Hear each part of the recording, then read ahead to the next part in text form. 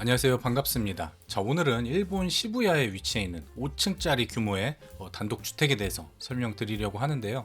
오늘 주택은 약간의 반전이 있습니다. 자, 무려 준공연도가 1966년이에요. 굉장히 오래된, 거의 60년 가까이 된 그런 주택이라고 보시면 되는데요.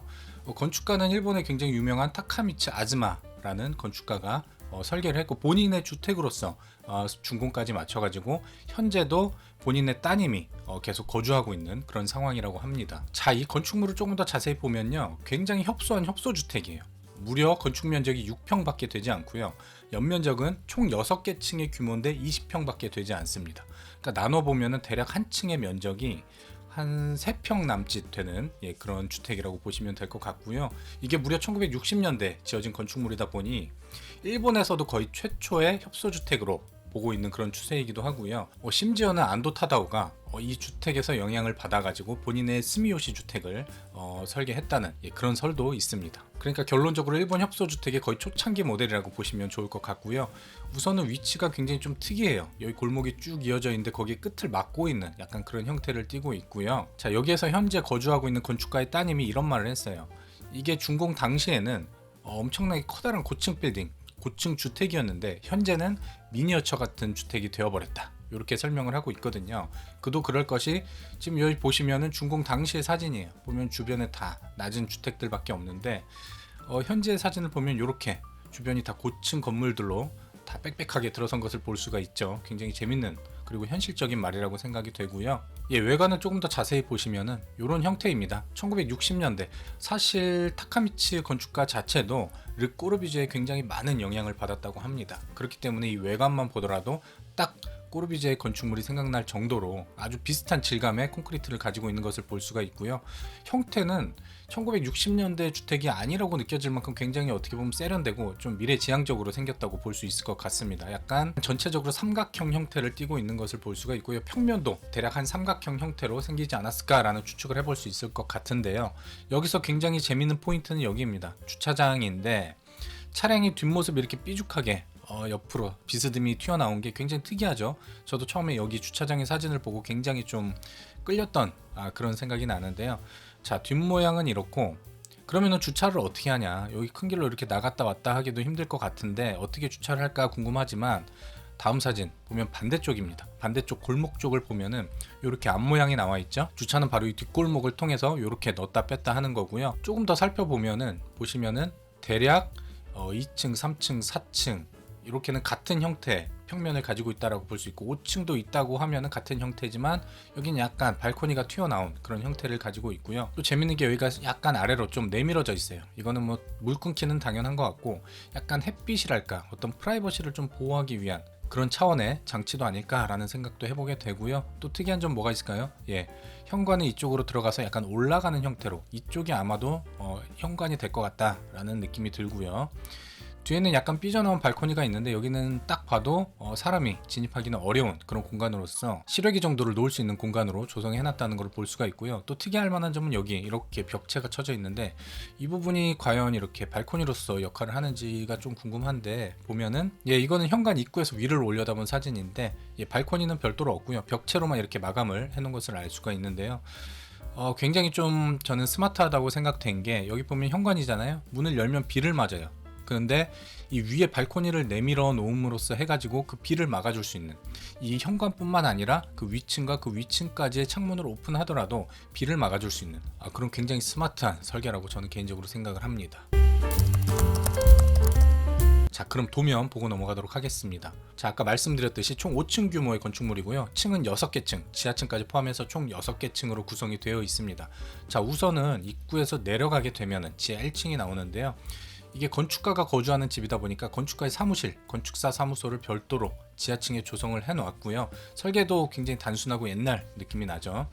자, 한층 더 올라가면은 1층입니다. 자, 1층은 여기가 주차장이 되겠고요. 여기 현관 아까 보셨죠? 현관으로 이렇게 몇 층 올라가면은 현관문과 접할 수 있는 이런 형태로 평면이 조성이 되어 있습니다. 그리고 현관으로 올라서면은 여기서 이제 내려갈 수도 있어요. 여기 바로 집으로 들어가는 동선이 되는 거고, 살짝 내려가면은 이 주차장 평면과 맞는 그런 레벨 차이가 되는 겁니다.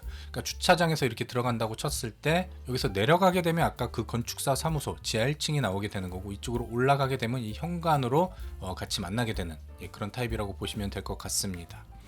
한층 더 올라가면은 여기가 이제 비로소 실내로 들어가는 그런 진입구가 되는 거고요. 여기서 들어가서도 한 4개 층을 더 올라가게 됩니다. 그래서 4개 층 더 올라가게 되면은 여기는 이제 공적인 공간 LDK, 키친과 다이닝룸과 리빙룸이 함께 포함된 무려 3평 남짓밖에 안 되는 그런 공간으로 조성이 되어 있고요. 여기 계단실은 들어와서부터는 이쪽 모서리로 코너로 보내진 것을 볼 수가 있습니다. 그래서 이쪽 계단실로 올라가게 되면은 위에 층은 약간 복잡한데 자세히 보면 재밌어요. 올라가면은 여기 복도 계단 참이 나오죠. 근데 여기서는 이제 계단 참이 다예요. 계단 참이고 이쪽은 보이드 공간, 아래층과 연결되는 뚫린 공간으로 보시면 될 것 같고, 여기 계단 참에서 바로 들어갈 수 있는 공간이 있습니다. 여기서 들어가면 바로 화장실, 욕실이 나오게 된다. 여기 도면 자세히 보시면 굉장히 재밌습니다. 그런데 여기 집의 특징이 한 가지가 있어요. 도어가 없습니다. 현관문 외에는 도어를 다 없애놓고 그 프라이버시를 층으로 구분을 해놨지 도어로서 막아놓지는 않았어요. 그래서 조금 특이하게도 화장실에도 도어가 없습니다. 이런 경우가 굉장히 많이 있어요. 예를 들면은 김수근 건축가의 그 공간 사옥 있잖아요. 거기도 원래 도어를 다 없애려고 했지만 나중에 만든 건지 아니면 좀 반대에 붙여서 그런 건지 모르겠지만 화장실에만은 도어가 있더라고요. 근데 그 외에는 도어를 다 없애놨어요. 그게 약간 이 시대의 콘크리트, 철근 콘크리트를 사용하는 약간 진보적인 양식으로서는 약간 공통적인 그런 개념이 아니었을까 싶기도 하고요. 여튼 화장실, 욕실이 위치를 하고요. 여기서 한 칸 더 올라가면은 이제는 메인 베드룸이 나옵니다.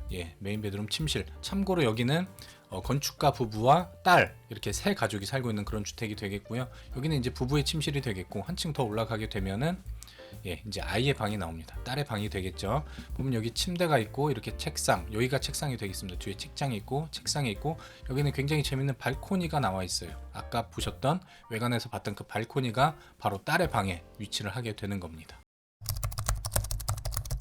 자, 그럼 실내 사진 보도록 하겠습니다. 1층 현관으로 들어오게 되면은 보시면은 자세히 보시면은 현관문이 이렇게 있죠. 인방 쪽이 이렇게 낮게 위치한 걸로 봐서는 여기가 이 레벨 차이가 있구나라고 보시면 좋을 것 같아요. 슬리퍼도 여기 있잖아요. 그러니까 여기가 계단으로 4칸을 이렇게 올라오게 되면 이 공간이 나오는 겁니다. 타카미치 건축가는 원래는 마감재도 모두 다 콘크리트로 하려고 했다고 합니다. 그래서 실제로 콘크리트로 마감 처리를 했고요. 여기 바닥에 보이는 이 나무는 약 건축한 지 30년이 지나서 약 1990년대에 별도로 깔았다고 합니다. 아내의 강력한 권유로 깔았다고 하는데요. 사실 콘크리트만으로는 너무 차갑고 좀 거칠고 그런 느낌이 들잖아요. 목재와의 조합이 저는 상당히 필수라고 생각을 하는데요. 이 부분은 굉장히 잘했다고 보여지고요. 여기 보시면 LDK가 같이 있는 공간입니다. 여기서 이제 그 건축가의 따님은 이 테이블에서 앉아가지고 세 가족이 이렇게 오손도손 식사를 했다라고 회상을 하는 것을 봤고요. 여기서 보시면 또 특이할 만한 점이 배관이 이렇게 다 노출되어 있어요. 마감재가 없기 때문에 이 위에는 화장실, 욕실이거든요. 그렇기 때문에 뭐 오수배관, 급수배관들이 다 노출되어 있는 것을 볼 수가 있는 거고요. 자, 뒤돌아보면 요 리빙룸으로 보기에도 애매한데 굉장히 좀 좁죠. 그렇지만 여기는 LDK가 모두 합쳐져 있는 그런 공간이고요. 자, 위에를 보면 뚫어놓은 것을 볼 수가 있고요. 그 창으로 인해서 채광이 굉장히 잘 들어오는 것을 볼 수가 있습니다. 여기서 계단실을 보면 계단실은 좀 굉장히 좀 특이하죠. 좁은 계단실인데 캔틸레버 계단으로 만들어 놓은 게 굉장히 이색적입니다. 좀 아쉬운 거는 이것도 아마도 나중에 불편하니까 이렇게 깔판을 깔아놓은 것 같은데 이 색상이나 재질이 조금 아쉽습니다. 이왕이면 이렇게 목재로 해가지고 좀 고정으로 해놨으면 어땠을까 라는 생각이 들기도 하고요. 올라가는 중간에 계단실에서 본 사진입니다. 이렇게 캔틸레버 계단으로 이렇게 뚫어놔서 이 찰판을 다 뚫어놨기 때문에 오히려 같은 공간으로서 인식하기에 더 편하지 않았을까라는 생각을 하게 됩니다. 자, 2층으로 올라가게 되면 이런 뷰를 가지고 있고요. 이 안쪽에 욕실 보이죠? 욕실, 화장실, 이 안쪽에 화장실 같이 붙어 있는 모습을 가지고 있고요. 도어가 없습니다. 그리고 심지어 욕실 위에는 이렇게 위에를 뚫어놔 가지고 이렇게 온전히 소통할 수 있는 그런 공간을 만들어 놨고요. 도어가 없는 대신 이렇게 커튼을 칠 수 있게 레일이 보이죠? 이렇게 화장실 공간은 커튼으로서 가변적으로 마감 처리를 할 수 있게끔 이렇게 조성을 해놨는데, 이 바로 아래가 또 LDK이기 때문에 약간 그 소음 문제는 좀 어떻게 해결할 수 없는 부분이 있을 거라고 생각이 되네요. 자, 한 가지 더 특이할 만한 점은 이 계단참이 넓지가 않잖아요. 이 좁은 계단참을 온전히 사용하기 위해서 여기 난간, 이게 선반으로서 난간을 대체하기도 했고, 이 난간을 또 이 뒤로 밀어놔 가지고 온전히 이 계단참의 면적을 사용할 수 있게 한 것도 굉장히 재밌는 좋은 아이디어라고 생각이 됩니다. 자, 이거는 1, 2층의 보이드에 대한 사진인데요. 창을 크게 뚫어놔 가지고 채광을 최대로 받아들일 수 있게 해놨고, 또 1, 2층을 이런 길쭉한 램프로 연결을 해가지고 이렇게 공간을 연결하는 느낌의 그런 램프를 선택한 것도 굉장히 좋은 선택이었다고 생각이 됩니다. 자, 이제는 4층입니다. 4층으로 올라가게 되면 이제 침실, 메인 베드룸이 나온다고 했잖아요. 여기도 이제 뷰가 굉장히 좋을 거라고 예상이 되고, 이렇게 굉장히 오랜 시간이 흐른 그런 주택인 만큼 여기 콘크리트 벽면에서도 약간 누수의 흔적 같은 게 보이긴 합니다. 그래서 이렇게 보수한 그런 흔적도 보이고요. 이런 것도 어떻게 보면 다 역사적인 그런 흔적이라고 볼 수도 있을 것 같습니다. 자, 거기서 뒤를 바라본 계단실의 모습이고요. 역시나 오래됐기 때문에 여기저기 부분적으로 보수를 한 흔적이 보이긴 하죠. 여력이 된다면 이 부분은 한번 콘크리트 마감, 요즘 기술이 굉장히 좋기 때문에 이 계단실을 포함한 콘크리트 마감을 한번 쫙 하면은, 그런 리모델링을 하면은 좋지 않을까라는 생각을 하게 됩니다. 여기서 한층 더 올라가게 되면요, 이제 따님의 방이 나오게 되는 겁니다. 따님의 방이 이렇게 햇빛이 잘 들어오는 그런 방이 나오게 되는 거고요. 약간 좌측을 보면 이렇게 책장으로 쭉 둘러싸여져 있고, 여기 침대가 아늑하게 있고, 자, 우측에는 책상이 위치를 하고 있습니다. 자, 여기서 앞을 보면은 이렇게 발코니가 널찍하게 펼쳐져 있는 것을 볼 수가 있고요. 밤에 이렇게 나가서 여기 야경을 보면서 커피를 한잔 하면 얼마나 기분이 좋을까라는 생각을 저는 한번 해봤습니다. 자, 마지막 사진입니다. 이렇게 계단실에 대한 디테일인데요, 이렇게 아늑하게 이런 액자들을 걸어놔가지고 이 콘크리트의 삭막함을 조금 더 완화시켜주는 그런 느낌을 가지고 있다고 보여집니다. 자, 오늘 여기까지 준비한 내용 말씀드렸고요. 명칭을 말씀 안 드렸네요. 타워하우스입니다. 주택의 이름은 타워하우스이고, 더 타워하우스라고 부르기도 하고, 자, 건축가 이름을 따가지고 아즈마 하우스라고 불리우기도 합니다. 자, 오늘 이렇게 1960년대에 지어진 그 당시와 비교해보면 지금의 이 땅의 값어치는 굉장히 많이 상승을 했겠죠. 비록 건축 면적 6평이지만 현재의 가치로서는 물론 건축적인 가치와 더불어서 경제적 가치도 굉장히 좀 높은 그런 건축물이라고 보여지는 타워하우스에 대해서 오늘 설명드렸고요. 다음에도 재밌는 내용으로 찾아뵙도록 하겠습니다. 감사합니다.